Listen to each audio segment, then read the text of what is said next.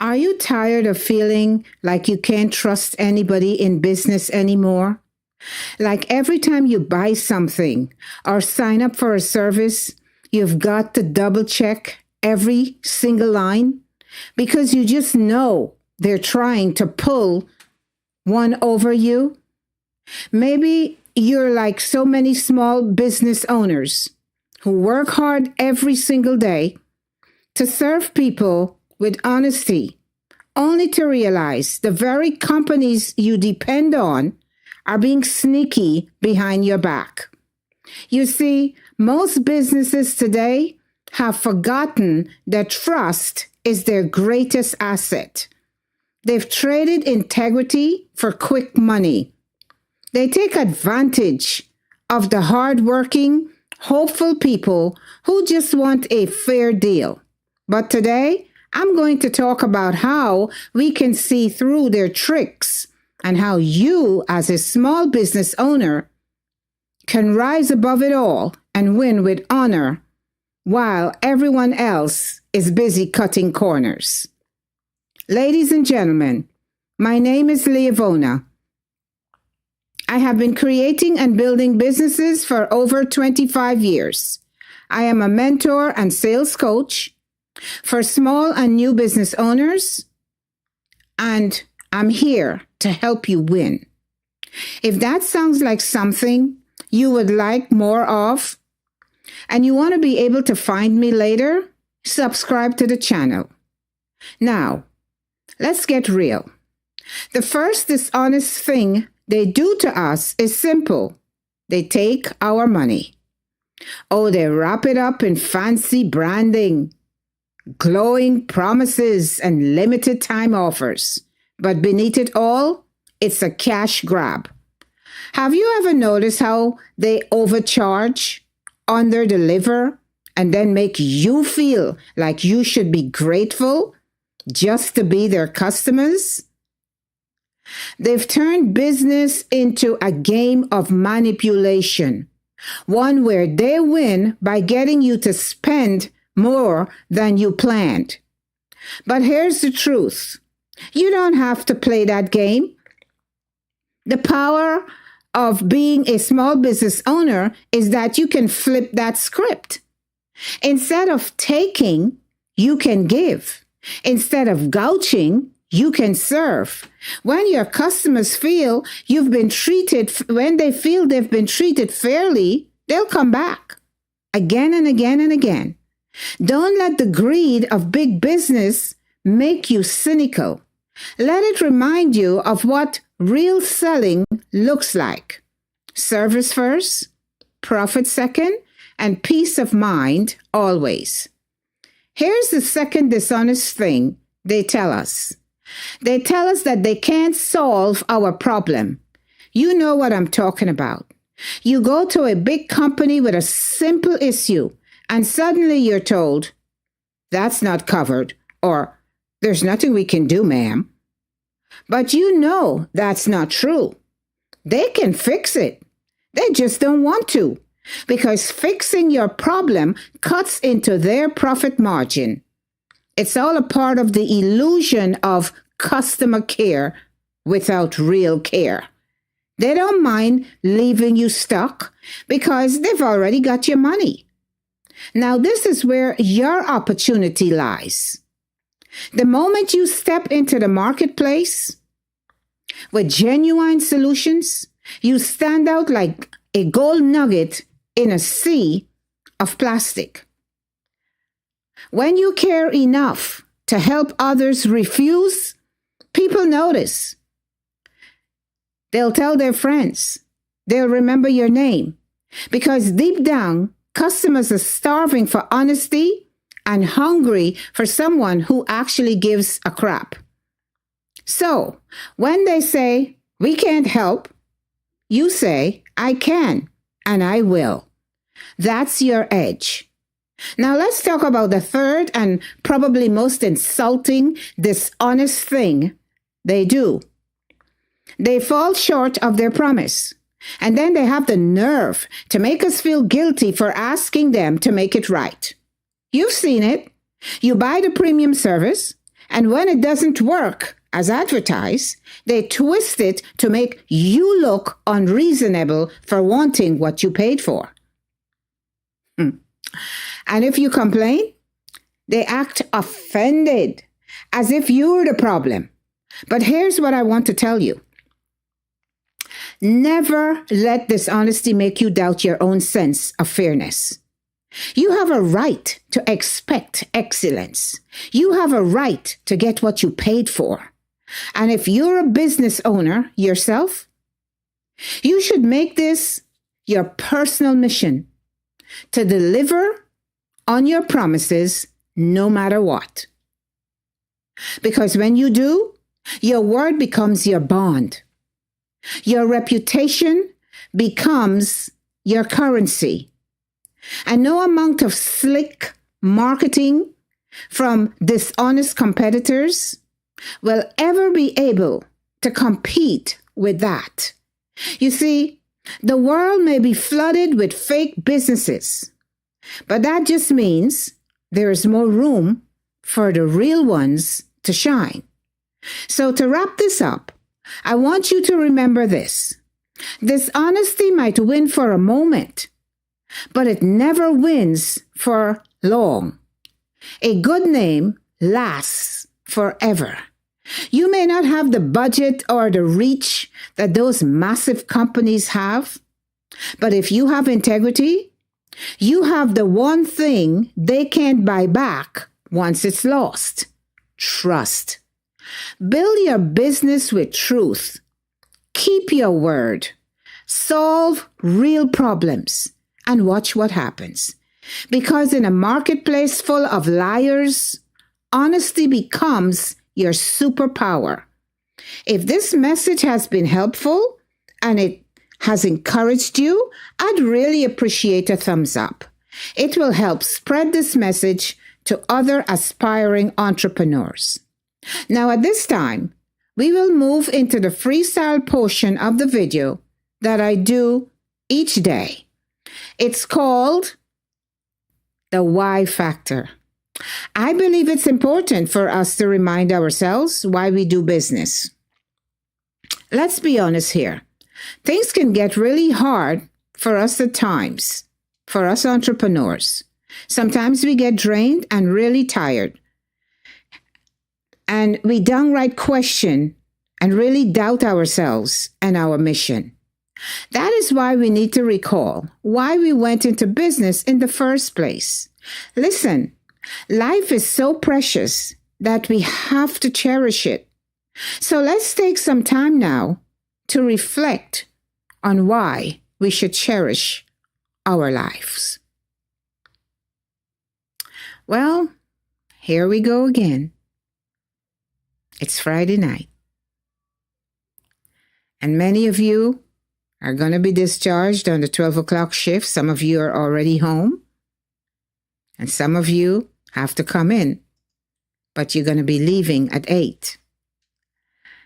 Aren't we happy? Isn't it wonderful that we were able to make it through the week? We made it through. Thank God for that. Some people didn't make it. Many people died, but we're still here. We're still here. We had difficulties. We might have struggled. We had setbacks, but we forged through, and now here we are. Friday night. It always puts a smile on our face, Friday nights, because we know that we have those 2 days that we go down. Make the most of it, guys. Make the most of your Friday night. And I don't know about you, but I always look. When I used to be in corporate, I used to look for the ones who would suddenly be all chippy and cheery and want to have conversations and want to talk, and they're smiling and they have a skip in their steps. I always looked at those ones. And I don't know if you've begun to look for them, but you'll find them. They're out there. Chippy and cheery and all happy on Fridays, and come Monday morning, You say good morning to them, thinking that, that happy behavior spilled back into the new week. And you said, hi, Joe. How you doing? How was your weekend? I guess it was okay. Just grunt at you like he's a pig. Anyway, it's Friday night. I'm not going to tell you what to do. You know the deal. Have fun, yeah? Have some real good fun. And not crazy fun where you drink and drive. Don't do that. I want you to be back here on Monday morning, Monday night in one piece, all right? Okay. The other thing that we always do is we talk about why we went into business. It's all about business. Once we move away from corporate and we are all our own business owners, it's all about business. It's all about maintaining it. It's all about keeping it. It's all about making sure that we do quality work, we give quality service, that we please our customers, because we realize now we're not getting no check from corporate. We're getting checks from ourselves. So we have to maintain our customers. The checks are bigger, they're sweeter, but we have to work for it. All right? So we always ask ourselves why we went in. When the going gets rough and we can't take it anymore, we always have to pause and say, well, okay, what is the reason I'm doing this again? Oh, okay. Yes, I am doing it so I can serve the thousands of customers I have, especially the ones who always get under my skin sometimes, because they all need love. Like we said in the message today, we need to give them the best that we can give them, because many of them are getting scammed out there. And because we're not scammers, we have to pick up the slack. When they come to us with their broken situations, we have to be able to sit and listen, show the sympathy, and then jump in with what we can do to change things for them. Okay? So we serve because we are free. We are free to take a broken situation, a broken customer, and still try to rehabilitate that person's mindset and make them feel whole and loved again. And that there is a company out there, yours, mine, that we do not scam, because we know when we put our heads down at night, we don't want to see faces. We don't want to see the faces of people that we have robbed. We want to know that whatever comes into our hands is ours, worked with integrity and honesty, because we have children. And when we are cheats and dishonest beings, we get cursed. And we don't want, when we leave and go home, our children and our grandchildren have to suffer because of the bad mistakes we made. All right. So it's about freedom. It's about building that beautiful thing and giving them something that is really good, and not like, the message said today, wrapping it up in fancy paper and all this stuff and making you feel like, there's limited time off for folks. Come get it. And then you go and you find out it wasn't what it was chalked up to be. We don't want to be like that. I have found the very first time I broke into the scene in America, I was able to break into the scene because I came in and I worked in a cleaning service, and I watched the way they did the customers was real dirty and grimy. And many of them were old ladies. They did not pull the shutters so that the sun could come in and they could see where the dust was on their items. And these are people who are affluent. From the furniture in the house and the things that you saw around, you know that they were affluent. But nobody bothered. Nobody cared about dusting all the perfume bottles that they don't even use anymore. When they die, their children would probably just grab them and push them in a bag and give it over to Salvation Army or one of these places. But at the time, that old lady lying on the bed, that's her little treasure. That's what she built. That's what she bought. Hundreds and hundreds of dollars in perfume. And they would leave the shutters. So you tell me, how the heck you seeing the dust if you don't open up the shutters? Oh, she has a lot of clutter. So why did you charge her so much money if you didn't want to clean it? These are the things, and like I keep teaching you guys, there are things that the competition does certain things that gives you the opportunity to burst into the scene. Because when they don't want to pull the shutters, and they don't want their staff to see the sun coming in so that they can see where the dust is and where the cobwebs are growing, you come on the scene, and that old lady that you think is stupid, she's just accepting it because she can't do anything better. She can't do for herself anymore. That's why she has her daughter write the check for you for $200 of cleaning. But you're not doing right by her. She's living in filth. And you know what you're doing. For what? What does it profit a man if he should gain the whole world but lose his soul? Comme ci, comme ça. You do that to her, one day somebody's going to do it to you. So we don't want that. I don't want blood money. And you shouldn't want blood money either. Do unto others as you would have them do unto you. So that's why we go into business. We go into business because we know that it is messed up out here. Every time you go to the mechanic, every time you go somewhere, you always have to be, looking over your shoulder. Everybody is chasing for what? We can't even take the stupid money to our grave.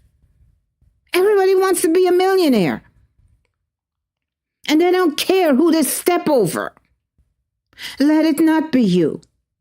When things get nasty and dirty and people come to you, feel their hearts. Watch them. Look them in the eye and see their pain. There is pain there. Find the pain. And listen to them.